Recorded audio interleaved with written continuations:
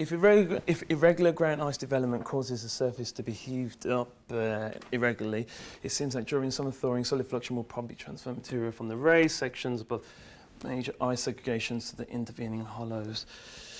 We've got about 10 minutes left and we've got quite a lot to get through. We've only got 10 more slides, so we should be fine.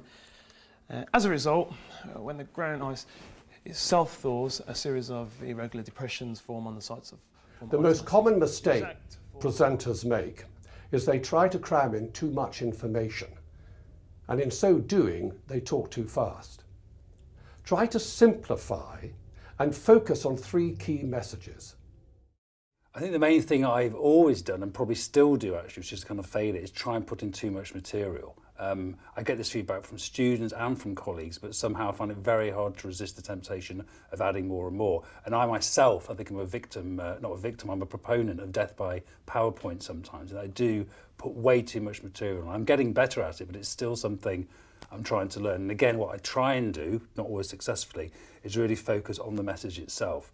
I think probably when my presentations conversely have been most successful is when I've really trying to hone down the message to something very, very short. And quite surprisingly, people really understand what I'm trying to get at much better if I just keep it short and keep it very simple. Even though I know there's another 27 things I could have said, I think really focusing it down is helpful. After all, you can always talk to people afterwards if they want to know more.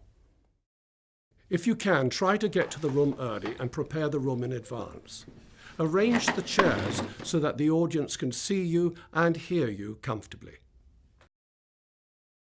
We have to understand how people take in information and how we're able to keep their attention and get our points across. And I think it's very important when delivering a presentation, whether you're a student or whether you're working in a professional capacity in an organisation or whether you're just giving a talk, I think it's very important to understand the needs of the audience that you're speaking to. This is part of a huge project.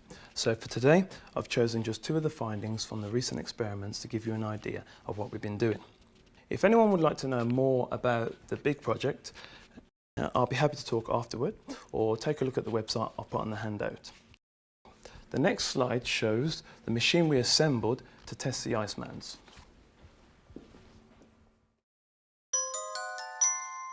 Limit your key messages to 3.